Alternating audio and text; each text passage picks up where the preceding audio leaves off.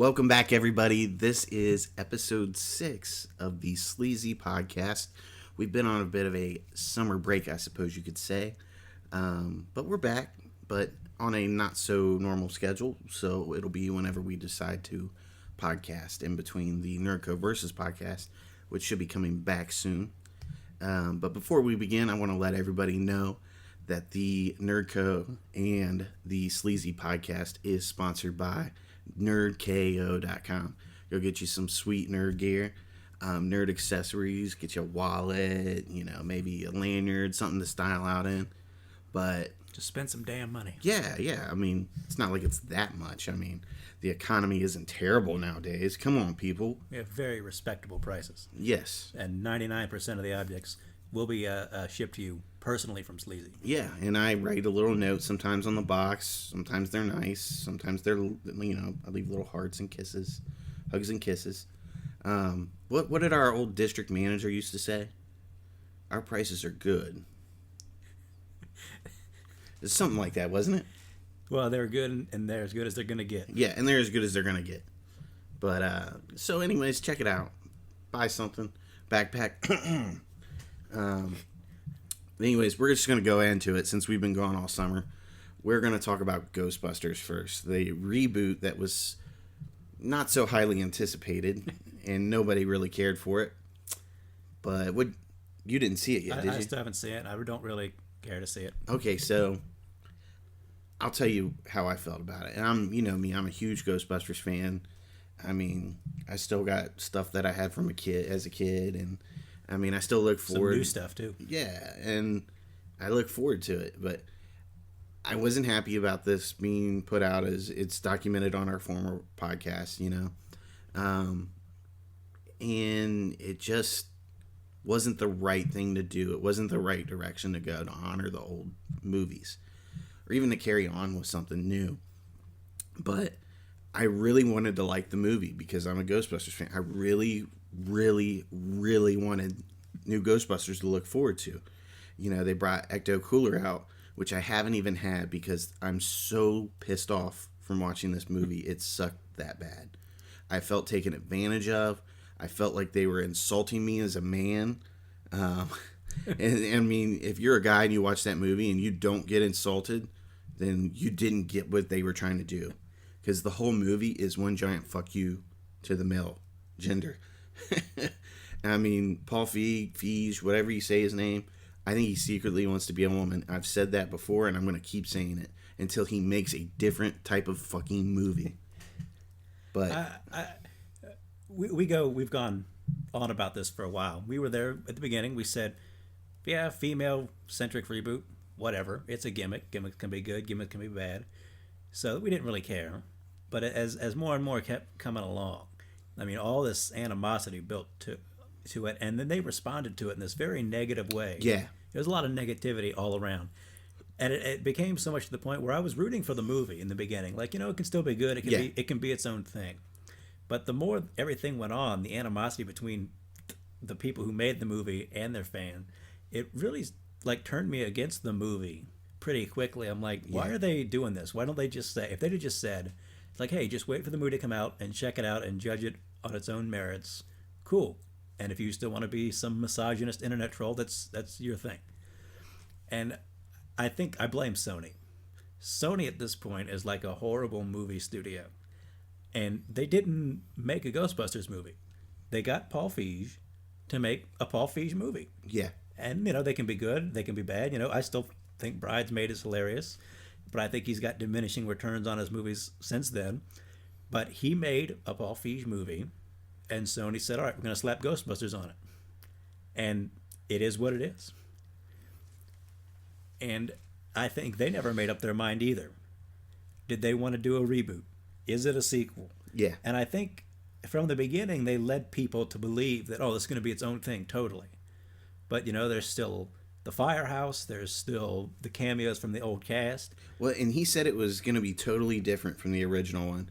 And they did everything they could to make it just like the original one. From the reviews I've read, it's like every time they started doing their own thing, it's like they had to remind you that there was another Ghostbusters that was better. Yeah. And I think that was just a bad choice. I think if they just totally did their own thing and were separate, it would have been it would have been helpful to them. Yeah, I mean, it was just the opening scene is the best part of the movie. It's very cool, very Ghostbusters feel to it. And then after that, they just do so much stuff that just is insulting. And it's not just insulting because I'm a guy, it's insulting to the original Ghostbusters movie. And look, if this was a good movie and it still had all of these insults that I'm saying, I would probably be like, yeah, it was good, but it had this. But the bottom line is, it's a terrible movie. Like, if I were to rate it out of 1 to 5, it would be a 1. Maybe a 1.5 because of the opening scene. If it was 1 out of 10, I'd go 2 out of 10. But, I mean, the whole thing is they have Chris Hemsworth's character where he applies to be a secretary, and he's the dumbest fucking person ever. Like, nobody is that stupid. And Janine wasn't that in the original series. No, they didn't make Janine an idiot. Janine was at least as competent as them, if not more so in many ways. But, I mean, there's like one part where he's wearing glasses, and he takes them off, and he's like putting his fingers through them, and they're like, what happened to your lenses? And he's like, well, I got tired of cleaning them, so I took them out. And then, like, the whole, like, end of the movie, where they're fighting the bad ghost, and they shoot him in the dick. And like, he's a ghost. He doesn't have anything there, so what difference does it make where you shoot him? But it was just little things like that, and it was just like, the whole movie was like, girl power this, girl power that. And then, like, even when we were leaving the theater, I overheard a couple of chicks that seen it, and they were like, oh, I sort of liked it, but what was the whole point of going after dudes like that for? And that was the whole point. They made it a point to go after everybody that bashed that movie when it was announced. So it was a giant fuck you to everybody that didn't want it to succeed, which that's not the way to make a movie. Make a movie because you want to make it. Don't make it to prove a point, I'll tell you, my favorite thing about this whole movie actually is we said this objectively, that it probably wasn't going to be a good movie after the preview started coming out. And a lot of people said this. Guys, women, everybody in between. And there was a lot of, movie review websites that kind of kept going like, oh, only misogynist fanboys hate this movie. Blah, blah, blah, blah, the whole time. And anybody with sort of some objective sense could be like, I don't know if it's going to be that great. And when it finally came out, it wasn't that great. It was fun to read all these reviews from all these people. It was so awesome is what it was. They were trying to backtrack, but they were trying to, make it sound like, oh, it was still a good movie. But like every review I read from all those sites in the end said, yeah, it's basically an average-ish movie. It's not even average. I mean, it's below average. I think... the only reason why you could say it's average is because they pump so much money into the special effects. Well, I think we read Colin Sims sent us his review, or his blog review a while back. And I think he summed it up basically when he said, at best, it's average. Yeah. And I'm like, yeah, that's about what you can say about it. Yeah, I mean, I don't know, like... I'm still pissed about it, but like as that movie went along, I just kept feeling more and more anger, and by the time the movie was over with, I hopped up and I was like, that movie fucking sucked. And somebody, below, this chick looked at me like, what's your problem? And it was like, it was fucking awful. Like, that's all there is to say about it. I mean, Paul Feig is a one-trick pony. He does the same premise in every movie. And it's the same thing. Like, show me something different, dude. And he had the perfect opportunity to do it, and he just didn't do it. But I don't know. You say that to some people, and they're, you're automatically, you hate women, or, what's the word I'm looking for here? Misogynist? Yeah, I mean, a woman-hating basement dweller. Yeah, and that's not the case. And I got into an argument with somebody on a post. And I'm not trying to argue with anybody. It's my least favorite thing to do nowadays, now that I'm a little older, and I just don't have any points to prove. I'd rather just speak here, and then that'd be the end of it. But she called me, she was like, well, you just hate anything with women in it.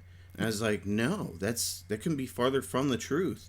Some of my favorite movies have women kicking ass in them. Quentin Tarantino, how many movies has he made that are phenomenal, that have the women winning and being strong, independent, and kicking ass.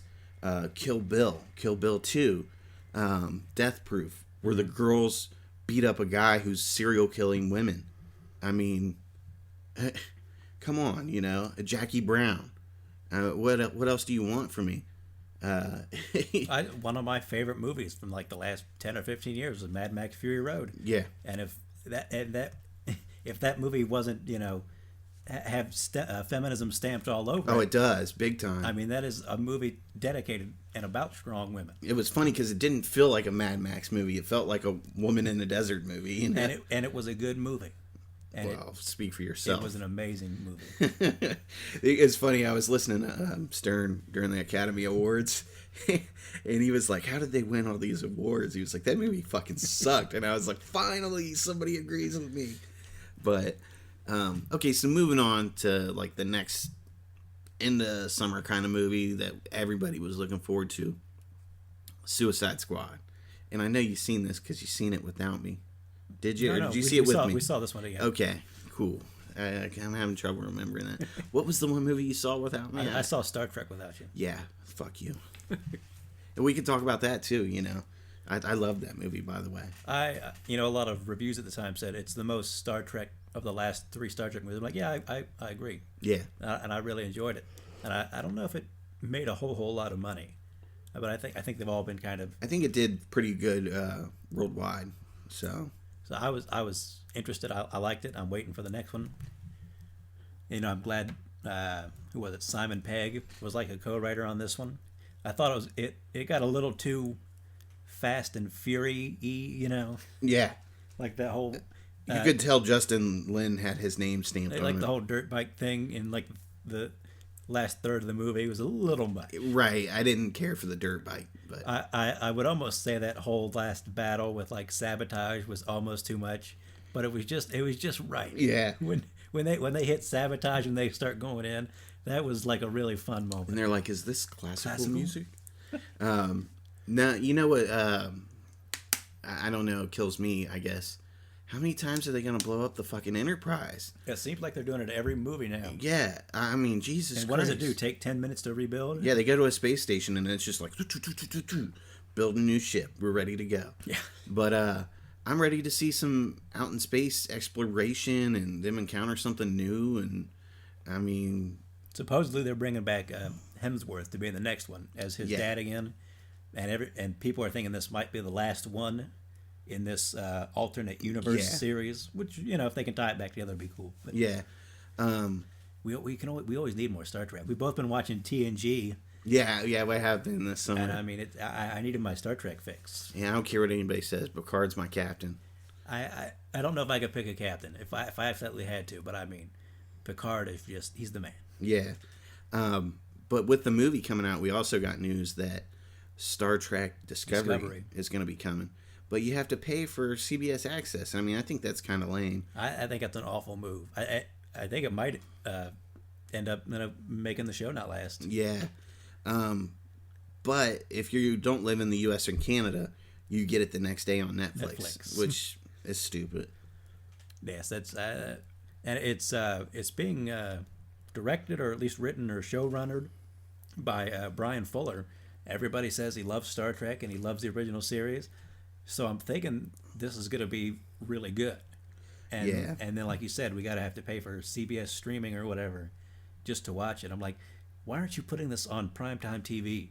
There are, we might have talked about this on the Nerdco podcast, but how many years now have we gone without Star Trek on TV regularly? It's been since 2005, so about 11 years. And I mean, if you think about from the 90s until then, I mean, I'm sure that there might have been a gap between like Deep Space Nine and Enterprise, but Star Trek was almost always on TV in the 90s. Yeah, and I think it's sort of a shame that it hasn't been. I think that's one of the big pluses for Star Trek. That it was always a TV show, and it was always pretty good quality, with its ups and downs, but usually pretty good. Yeah, and I'm really stoked, but I think they said that there isn't going to be a true captain to this. I haven't gotten into too much, but I know it's going to be like it might even be like each season might be set at a different place or a different time. Yeah. Like I think this one's going to be set in between Star Trek and Next Generation. 10 years before the movie in that dimension. So I like the concept of setting it at different times and stuff, but you know, I think everybody's waiting for like Will Wheaton to come back and be a captain as Crusher. Yeah, I mean that would be sweet.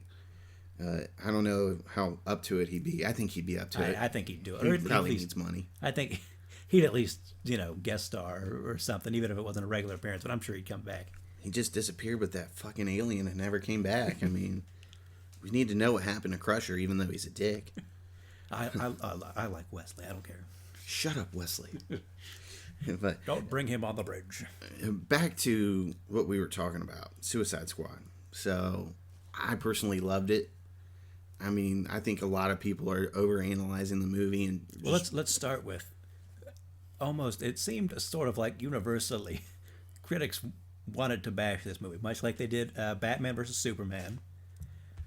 And every time somebody asked me about it or would put a post on it, like, is it worth it to go see Suicide Squad? I'm like, have you read the reviews? They're like, yeah. And I tell them, it's not that bad. Yeah. Personally, I don't think it was a great movie.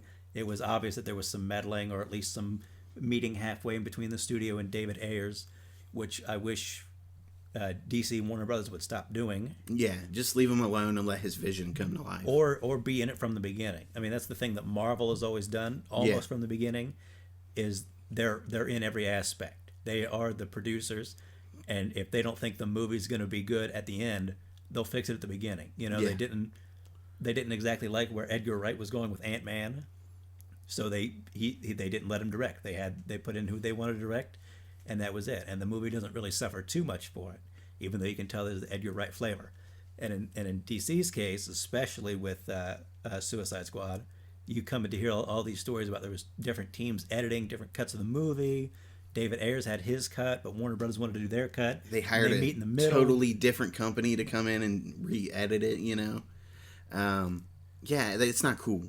You know, it's not cool for your fans. It's not cool for you to put a product out there like that. Even though, like you said, it's not bad. I personally had a lot of fun watching it.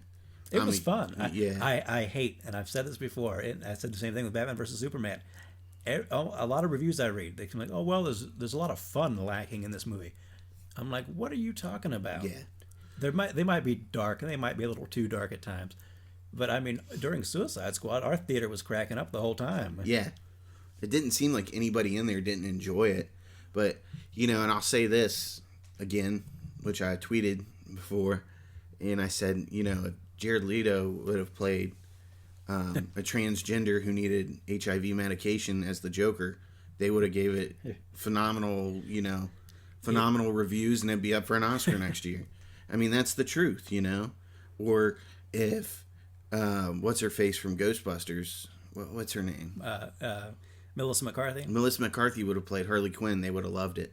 And I told you right after the movie, they had that joke with her climbing up the federal building, and even Harley says, I need to work on my cardio more or something. Yeah. Like, if that had been Melissa McCarthy making a fat joke right there, they'd have been all over it. It'd have been gold. But because she's hot, and because they you know, went with it, which is Harley Quinn's character, they've always objectified her sexually. You know, they made a big fucking deal about it, and it was just like, why does she get punished because she takes care of her body and, you know, shows it off? I mean, in the movie, you know, I mean, I don't get it. It's a double standard. It's totally not cool, I think. But, I mean, for those of you that can't, you know, get a grasp of how Kyle's reacting, he's just nodding his head. Yes, I agree with you. Yeah, it's just people want to sound one way. Yeah. It's like, is Suicide Squad some life-changing affirmative movie? No. It's stupid action hero blockbuster fun. Yeah. That's done fairly competently. And, you know, I hate to see people just always... And I don't know what it is about DC that are getting people, like, so riled up. I can tell you. I'll be the first to say, I don't think they've hit the nail on the head yet. Man of Steel was okay.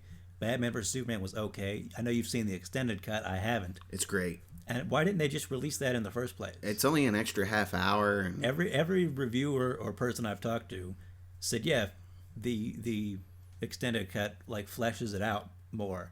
Obviously, if you didn't like it to begin with, that extra half hour probably won't put you over the top or anything. But I don't know why they just didn't release it that way to begin with.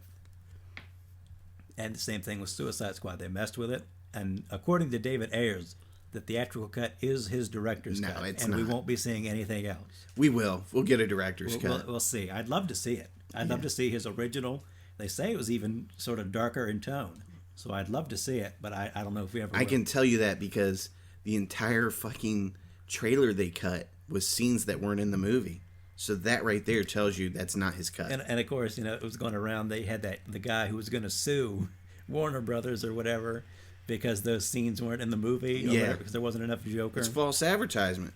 And they said, Jared Leto said in an interview that there's so many scenes of him that they could have made an entire Joker movie. And, I want to see all that stuff. I mean, I guess there was one scene where he was abusing Harley Quinn. And I'm like, shocker. Yeah, I want to see that, It's part of their relationship, Alex, according to some specs or whatever, there's only going to be about 10 minutes of deleted scenes. So everybody's wondering if Leto was just high when he was talking or something. No, there's more footage. And it'll come out. They'll give us a director's cut. I think fully we'll get one. Because they made so much money off the director's cut for Batman versus Superman. They're not stupid. They're going to do it. But, that being said, I can tell you why people bash DC. And I think it's because they're so madly in love with Marvel. They don't want any competition, which it's not competition. It's a comic book movie, I like them either which way. I don't care. I just want to see more. And I don't think Marvel's all that great. They obviously have found their sweet spot, and they know how to do these movies, and they know how to do them pretty well. Like I said, I don't think there's a lot of great movies in their lineup, but I think they're all pretty solid. And like I said, DC hasn't gotten there yet. I think they're trying a little too hard. They try to put a little too much into every movie, and it's part of their problems. Yeah. But I don't get why people like to hate more on them. And I love Marvel. I hope they keep going, and I hope DC keeps going. DC's got some of my favorite characters. I can't wait for the Ben Affleck Batman movie that's going to be coming. It's going to rock. Wonder Woman looks great. Yeah. That's going to rock, especially if they say what, if the rumors are true and it's Arkham Asylum. That's going to be killer. I am kind of happy that, Zack Snyder up till now has sort of been like the architect of the DC universe. And it's not going to be him anymore. Yeah. They're bringing in somebody who was actually in the comics, Jeff Johns or something. Mm-hmm. So, and that's how Marvel's done it. They had Kevin Feige, the producer, who's been like the guy almost since the beginning, and he's in charge. So I like how DC's finally going to do that. I like Zack Snyder. He's a fairly good director. He's got his own style. Yeah, he's into his vision. He has that stamp on every one of his movies. And I mean, some of his best movies. 300 was a comic book movie, and I don't know if it still holds up quite as powerful and not in the theaters it does today. But I remember going to see that in the theater and thinking it was great. I just watched it not too long ago, and I still had the same feel for it.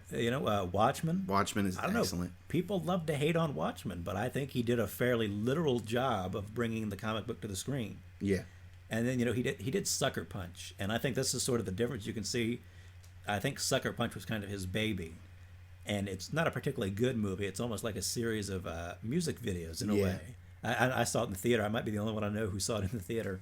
But I really kind of liked it, but I think that highlights the difference. I think the movies that he sort of is really the lead on, I think they just can't quite hold up to these other movies that have had these really good scripts and stories already done with.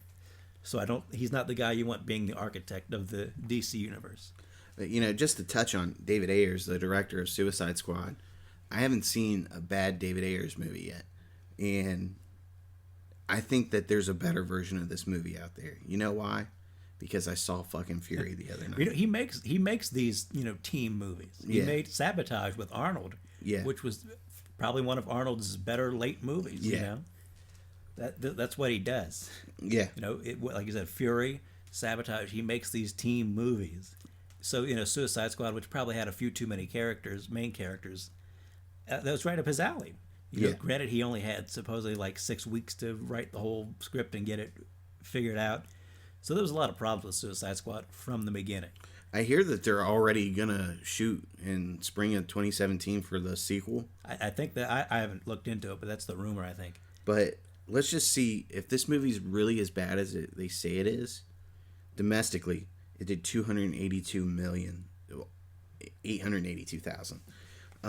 The budget alone was 175 million. Then you got to throw in at least another 100 for advertising anymore. So I mean, let's just say they did almost 300 million. They almost made that back in domestic. Now let's go over here and look. Worldwide, it's done $635 million, almost 636 million, and that's up there with one of the Captain Americas and a couple other Marvel movies. I mean, so it is a success either which way you look at it.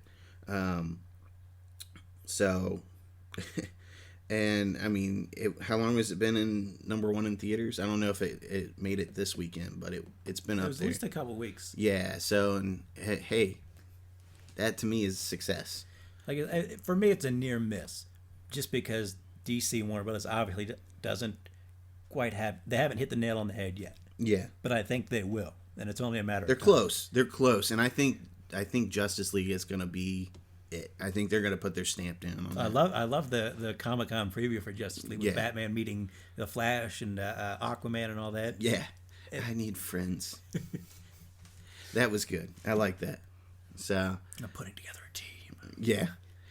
Did he say yes? He said no. But okay, so we're just gonna go ahead and move on. So I'm kind of tired of talking about Suicide Squad. How about you? I think it's been done.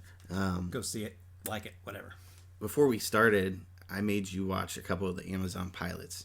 For those of you that don't know anything, I like this concept. I like the Amazon pilots concept. Yeah, what it is there's 3 pilots, and Amazon is giving you the opportunity to watch all 3 of those pilots, and each pilot is a different episode or series.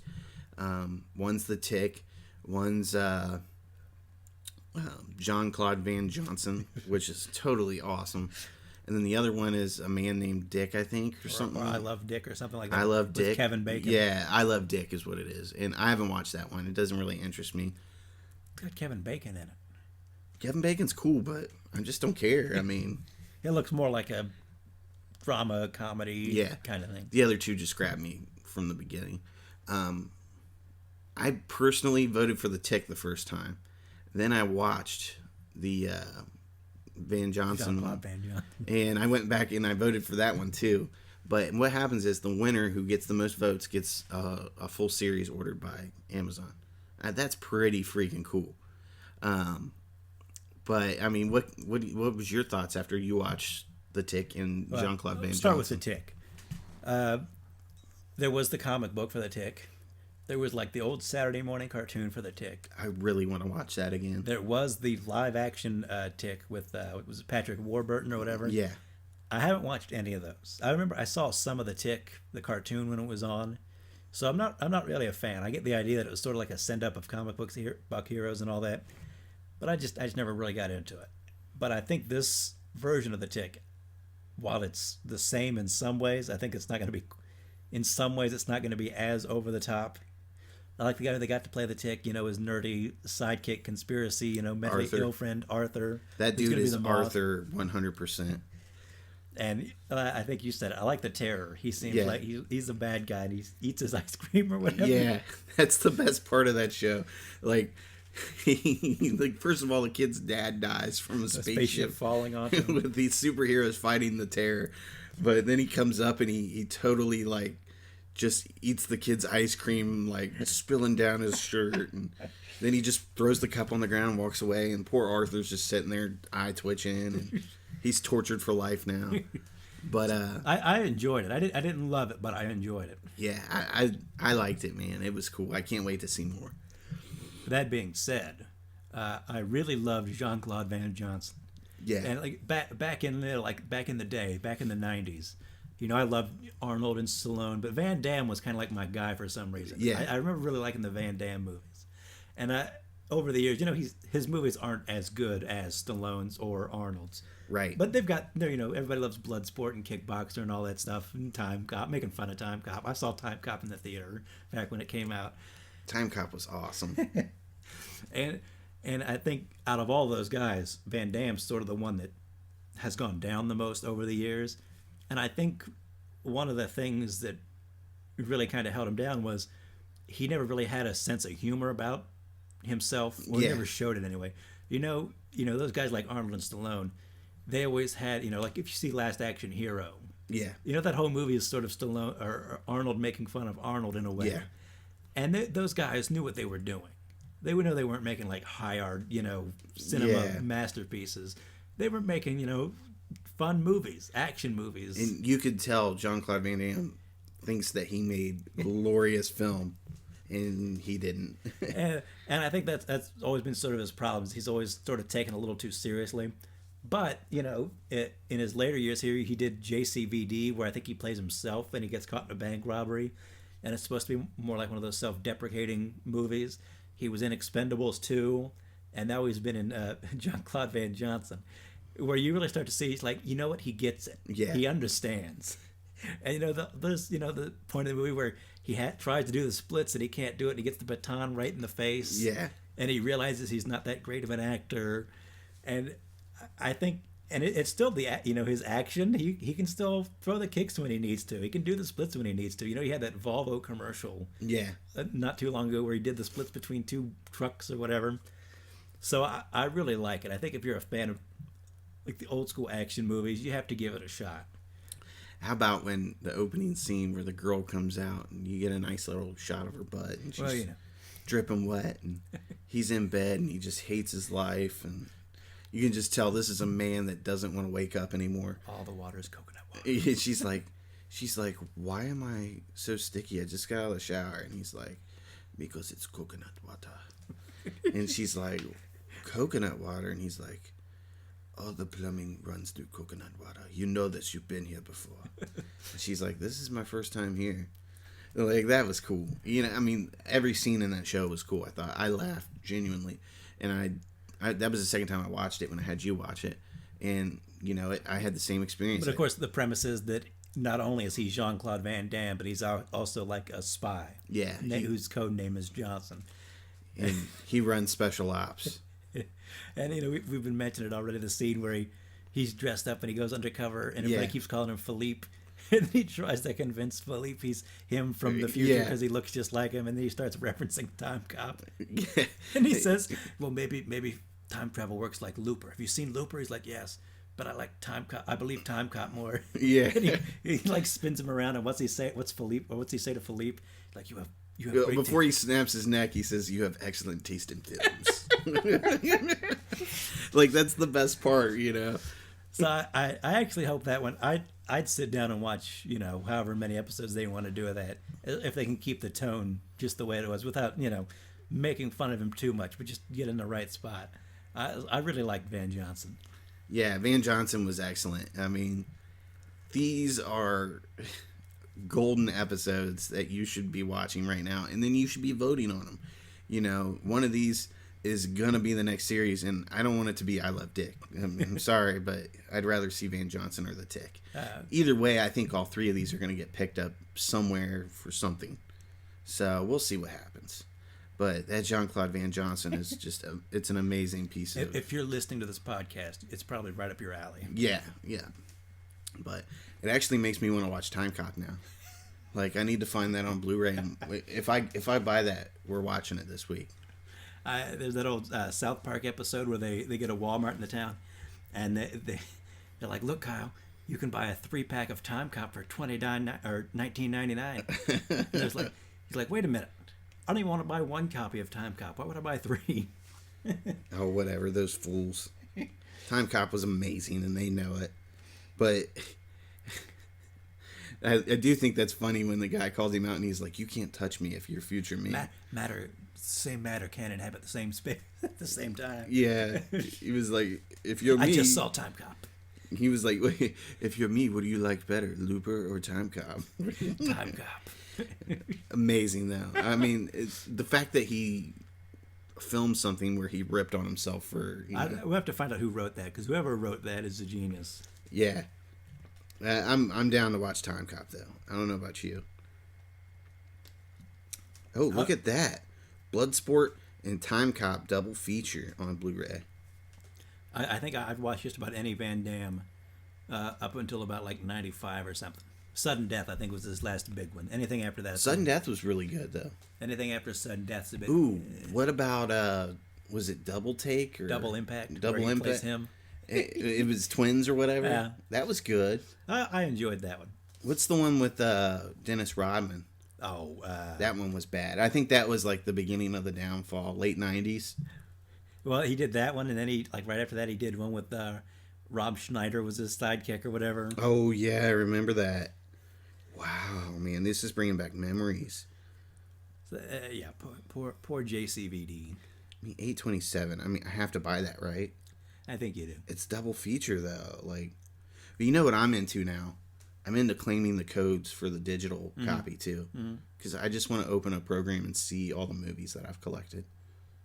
So, I mean, is that weird? I mean, No, I think that's how a lot of people do it anymore. You get it on your streaming device and just watch it whenever. yeah. I mean, like one day at work, I loaded up Man of Steel while I was working and just listened to it, and it was pretty cool. Look, I mean, we all know you're watching movies on the job. Don't even. I'm not watching them. I'm listening to them. It's completely different. Oh yeah. It's like listening to a book. Fuck you. Okay. So- How embarrassed are you gonna be when they catch you at work listening to Time Cop? I will stand up, and when they pull the HR person in there, I'm like, Time Cop is fucking great, and you should be ashamed of yourself for dogging Jean-Claude Van Damme. Actually, JC is what they call him. JC. JC's the man, and you fucking know it. He's better than Steven Seagal. Piss ants. But no, I wouldn't be too embarrassed. I think somebody would sit down and probably watch it. Well, you know. But I mean, sometimes it's on, sometimes I pause it. I mean, sometimes I have it playing and I don't even have my earbud in. So, I mean, I get totally lost throughout the day. It just depends what happens. But, so the last topic of this glorious first podcast back, it's something that I think all of us have experienced at one point or another, that frequent social media or any accounts. And I mean, we all have that one friend Or more. or you know, you've had relationships that fail and you have to unfriend somebody. So we thought it'd be a good time to talk about when to unfriend a friend on Facebook. And for me personally, over the summer and over the past course of a year, I'd say, I had a friend that I was really good friends with. And I mean, I'm still cool with him if he ever wants to hang out or something like that, but I doubt he'll call or anything like that. But it got to a point where over the course of a year, anything that I posted, whether it was political or something, he would put his opinion in, and his opinion was always right, and everybody else's was wrong. And, you know, that's fine, I'll debate you. But once we've debated several times and I've told you, hey, let's agree to disagree, that should be the end of it, regardless if I post anything that you agree or disagree. You alone hold the power to scroll past anything I post. And that goes a long way. The power to just scroll on. Yeah, it'll save many friendships. And what had happened was I posted a funny Trump video. And all I did was put like little laughing emojis. I didn't put anything that was certifiably debatable or calling anything out or welcoming any controversy to be, you know, commented. It wasn't a particularly serious post. No, it wasn't serious at all. I just laughed at it because I thought it was funny. And another person put something down, which he's special. He's allowed to do it. I don't mind him. I mean, and sure, some of you might be saying that's a double standard, but you don't know this individual. He's special. So he can post whatever he wants. I don't get offended by it. You know, it's just him. He doesn't know right from wrong in that situation. Let's just say that. But, and then another person came, this person that I've been talking about, they posted something and it was just like, you know, 14 times Hillary Clinton lied. Like, dude, 14 minutes up. Yeah, and I had just said in the beginning, we know she's flip-flopped on tons of stuff. I don't care. I mean, that's not what I'm here to talk about in this particular post. And he was like, well, I'm just, and I'm like, he's like, I'm just backing up, such and such. And I'm like, you didn't have to. He made his point, and I responded to it. That's the end of it. You didn't need to chime in. You're just doing it because you want to antagonize somebody. And it got a little escalated. And I said, look, dude, been friends with you a long time. Just hit the unfollow button if there's something you don't want to see. End of story. And it was like, well, how passive aggressive of you. And I don't know how passive aggressive that is. I mean, I'm just telling you, if you don't like it, unfollow it so it doesn't ruin a friendship, because it's obviously you feel the need to comment on it, so it bothers you. So why would you let it bother you? I don't have the time to let stuff bother me like that. And he responded back, well, maybe you should just unblock me because I'm not going to do that. And to me, that was a big fuck you. I'm going to keep commenting on your shit because I know it's going to bother you. So I hit the block button, which I only let it go on for a couple hours, and then I hit the unblock button. Because, I don't want to... I can count on one hand how many times I've deleted somebody. And has it ever been over politics? No. It's mainly because somebody's been aggressive and they feel the need to like call you out or something like that. And sure, if we're in a forum and I want to debate in the proper place, that's fine. I'll debate you. I don't care. But I mean, or a 10 TV post or something like that. You know what I'm getting at. Yeah, somewhere open. But when I post something that's just meant to get a laugh, and then you come out and you post another video that everybody's seen a million times, and you're trying to get a political agenda through, and you're pretty much achieving troll status, then it becomes a problem, and something has to be done. And I mean, there's always that one person, whatever you post, whatever it is, they will comment on it. And they will try to make your day a pain because they want to be an asshole and they want to get a rise out of you. I've never unfriended anybody. I think I might have been unfriended a few times, but and I'm probably not on social media quite as much as you are, but I tend to unfollow people sometimes, and it's always somebody who posts either a bunch of stupid stuff, or it's politics 24/7, or it's stuff that's just factually,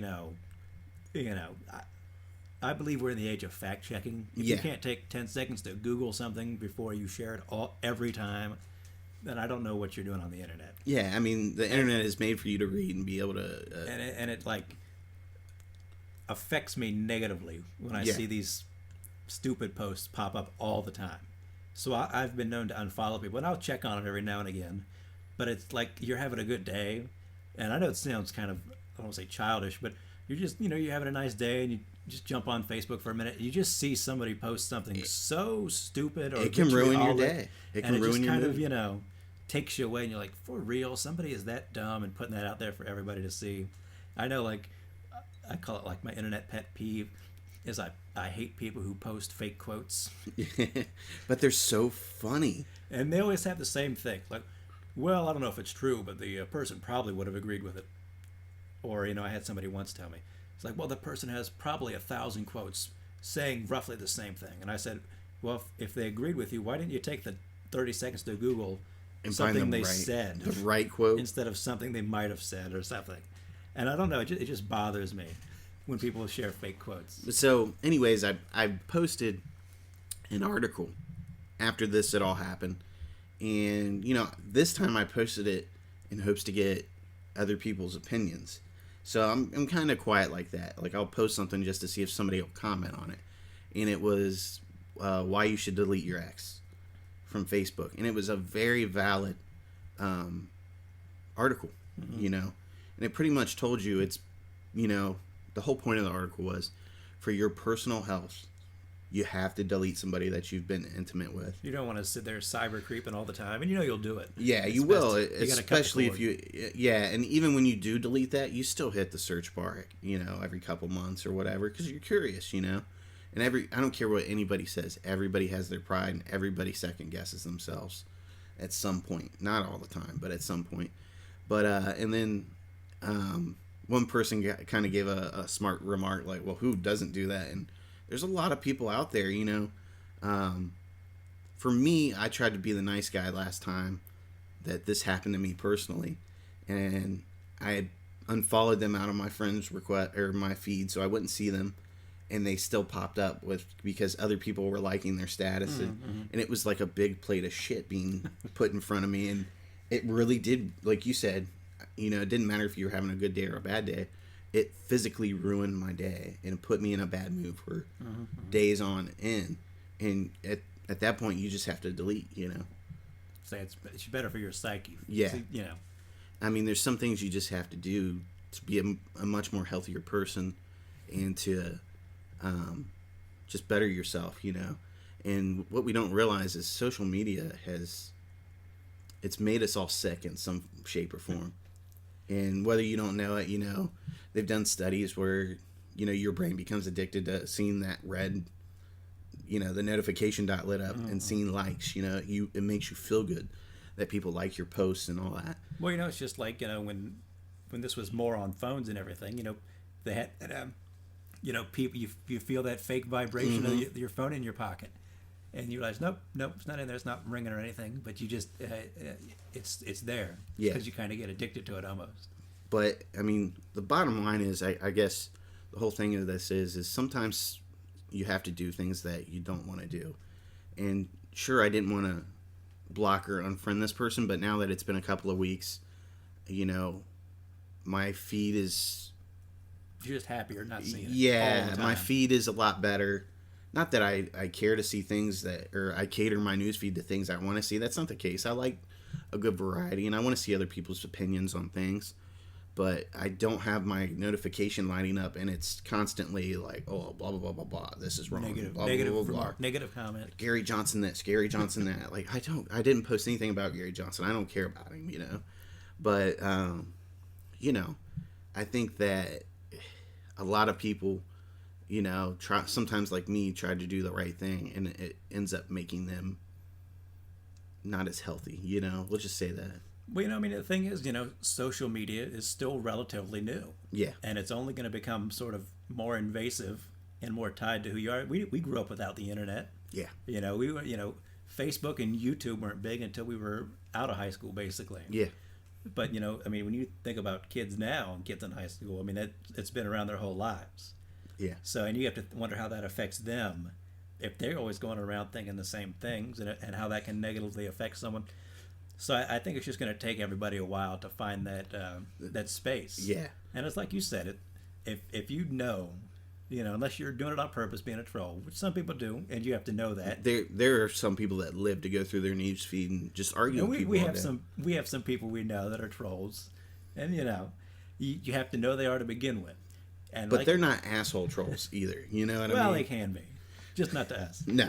But it's I've done it before. I'll see something that's really stupid or politically different, and I'll get down and I'll write some paragraph long response, and I'll be spell checking and all that, and I'll get ready to press send, and I'll be like, why did I just spend a half hour writing this response to this person who doesn't care what I'm going to say and will not intellectually think about it, and then I just don't send and I keep on scrolling. Yeah. You know what? And I'm 100% guilty of trolling myself. I mean, we've all seen that one guy that gets in our news feed and one of the groups, and we all just gang up on him and troll him. And but that's it. That's over. Once it's done, it's done. I don't come back and bother somebody. And that was my whole point in case with this situation, is it was becoming a bothersome event. And I finally spoke up and said something about it, and the person didn't like what I had to say. And they told me to block them, and I did. And, like I said, I don't have anything against the person. It was just a thing where I was fed up with it, and it needed to be done at some point. But, I mean, if I ever see him at a party or anything like that, it's totally cool. No worries there, because I genuinely have fun with him outside of the internet. But, and to make a long story short, I told you I can count on my hands how many people I've deleted. One hand. And one of the person that I deleted, I actually got in touch with, and we had a very good conversation. It was an ex, and we had a very good conversation, and she was very forthcoming and apologized to me, and admitted some wrongdoing on her part. And I was like, look, that was years ago. It's totally cool. You were young, no problems. Water under the bridge. And I added her back. So I mean, it's just like I said, It's sort of a different world we're living in now. It's like the 24-hour news cycle. You watch the news all the time, and they need ratings and they need news, and sometimes they'll hype up this negative aspect Right. of that. You always feel like the world's kind of like a shitty place, whatever. Social media is the same. People 24/7 are Yeah. putting thoughts and opinions out there, and smart stuff and stupid stuff, and it can really mess with you. Yeah. And you know what, man? I said this the other day. Facebook and social media was a great place before every white trash got an iPhone. I mean, I hate to say it, but that's the truth. It's the truth. It's 100% factual. Um, but what are you going to do? You got to deal with it somehow. And like you said, you got to find your space. And to illustrate this for you, I have a really good friend of mine. I mean, we're really close. We weren't great friends in high school, but we had, through MySpace reconnected, and she is very religious right now. But it's funny because some of the things she does isn't very religious. But needless to say, I got tired of seeing who's the childhood actor that's a big.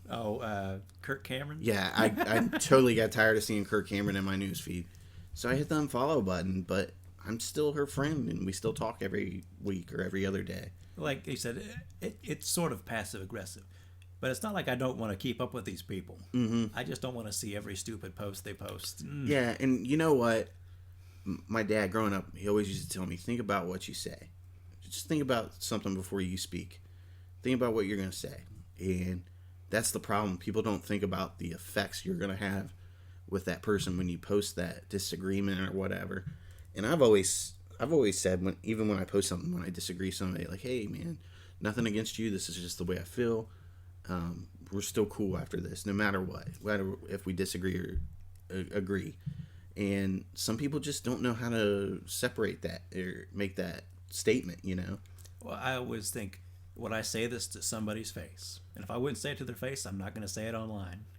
Yeah. And we've shared these conversations before that you see them go around for like somebody has 1,000 comments on some post about somebody's baby daddy or this that and the other. Yeah. And you're like, why would anybody with a grain of intelligence put that out there for everybody to see? Yeah. I mean, it's amazing what people and I'm embarrassed for some people when it comes down to it, but I'll say this: I love getting on reddit.com and going to the white trash folder because they have some phenomenal shit, dude. I mean, it's stuff I can just look on there for days and be entertained.